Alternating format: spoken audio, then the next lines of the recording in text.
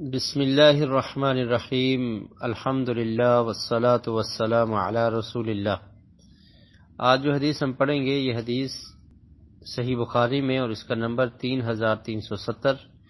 اس کے راوی ہیں عبد الرحمن بن ابی لیلہ، یہ کبار تابعین میں سے ہیں، اور یہ بیان کرتے ہیں کہ لقینی کا ابو بن عجرۃ فقال الا اہدی لک ہدیۃ سمعتها من النبی صلی اللہ علیہ وسلم فقلت بلی فأهدها لي فقال سألنا رسول الله صلى الله عليه وسلم فقلنا يا رسول الله كيف الصلاة عليكم أهل البيت فإن الله قد علمنا كيف نسلم عليكم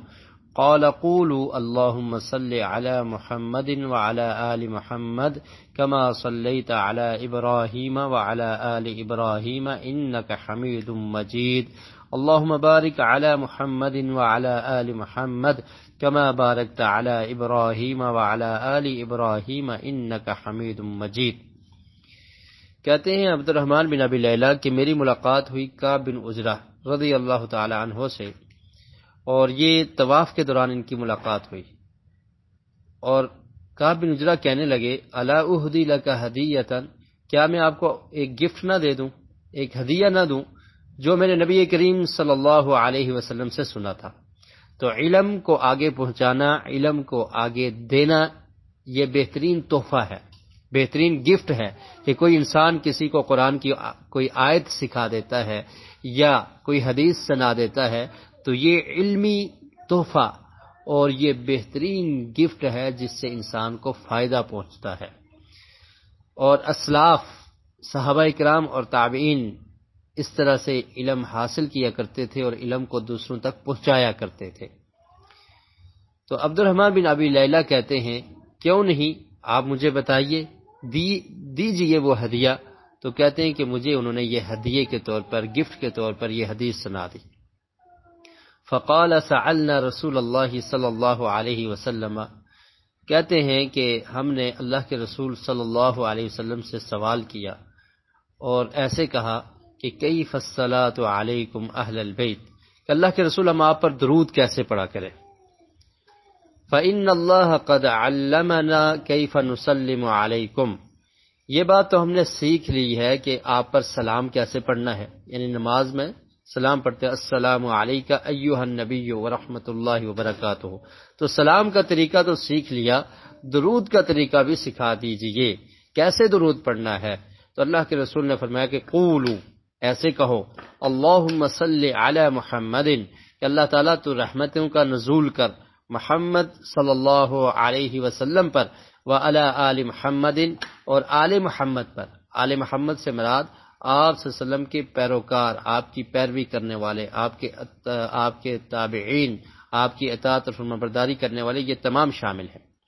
کما صلیت علی ابراہیم وعلی آل ابراہیم، جیسے آپ نے رحمت نازل کی ابراہیم علیہ السلام اور ان کی آل پر، انک حمید مجید، بے شک رب العالمین تو ہی تمام تعریفوں کے لائق اور بزرگی کے لائق ہے۔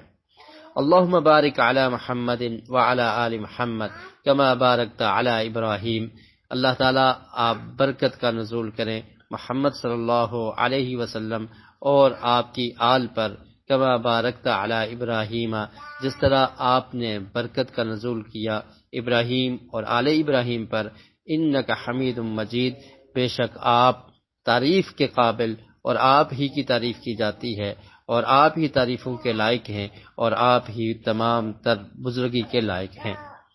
تو اس میں نبی کریم صلی اللہ علیہ وسلم نے صحابہ کرام کو درود سکھا دیا کہ یہ درود پڑھنا ہے۔ تو یہ درود سنت سے ثابت ہے، اور جو شخص یہ درود پڑھتا ہے وہ سنت کو پا لیتا ہے اور وہ مسنون درود پڑھتا ہے، اور اس درود کو ہی پڑھنا چاہیے۔ باقی اپنے پاس سے جو درود بنائے گئے ہیں ان کو پڑھنے سے بچنا چاہیے، کیونکہ جو الفاظ پیارے رسول صلی اللہ علیہ وسلم نے سکھائے ہیں وہ الفاظ سب سے اعلیٰ اور افضل ہیں، اس سے بہتر کوئی اور الفاظ نہیں ہو سکتے۔ اور اس سے نبی ابراہیم علیہ السلام کی بھی فضیلت ظاہر ہوتی ہے کہ ان پر اللہ تعالیٰ کی رحمت کا نزول ہوا اور برکتیں ان پر نازل ہوئی، اور پھر دعا کے آخر میں اللہ رب العالمین کی تعریف کرنا، یہ بھی ثابت ہوتا ہے انک حمید مجید، کہ جب رحمت کی دعا کی اور آخر میں اللہ تعالیٰ کی تعریف کی، جو اللہ رب العالمین کی حمد و ثنا ہے، جو اللہ کی شان کے لائق ہے، ایسے تعریفی کلمات بھی دعا کے آخر میں کہنا یہ مشروع اور جائز ہے۔ اور صحابہ کرام اور سلف اسلاف جو امت کے اسلاف ہیں، ان کا علم کے لیے حرص اور علم کی پھیلانے کے لیے کوشش یہ آپ کے سامنے ہے اس حدیث سے۔ اللہ رب العالمین سے دعا ہے کہ اللہ تعالی ہمیں صحیح معنوں میں قرآن و سنت پر عمل کرنے کی توفیق نصیب فرمائے۔ تو نماز میں التحیات یعنی تشہد کے بعد درود پڑھا جاتا ہے، اور یہ سوال بھی اس آیت کے نزول کے بعد ہوا تھا نبی کریم صلی اللہ علیہ وسلم سے، کہ جب اللہ رب العالمین نے قرآن مجید میں ارشاد فرمایا یا ایھا الذین آمنوا صلوا علیہ وسلموا تسلیما، تو صحابہ کرام نے پوچھا کہ اللہ کے رسول تسلیم یعنی سلام کا طریقہ تو ہم نے سیکھ لیا، نماز میں ہم سلام کہتے ہیں تو درود کیسے پڑھنا ہے؟ تو پھر اللہ کے رسول صلی اللہ علیہ وسلم نے یہ درود بھی سکھا دیا۔ تو نماز میں جب تشہد بیٹھیں گے تو سب سے پہلے التحیات پڑھنا ہے، جو اس سے پہلے ہم بیان کر چکے، اس کے بعد یہ درود ابراہیمی پڑھنا ہے، اور اس کے بعد دعائیں پڑھنی ہیں جو مسنون دعائیں ہیں۔ انشاءاللہ نیکسٹ درس میں انشاءاللہ ہم وہ آپ کو سکھائیں گے کہ نبی کریم صلی اللہ علیہ وسلم کون سی دعائیں پڑھا کرتے تھے تشہد میں درود پڑھنے کے بعد۔ تو انشاءاللہ اگلے درس میں ہم وہ دعا سیکھیں گے۔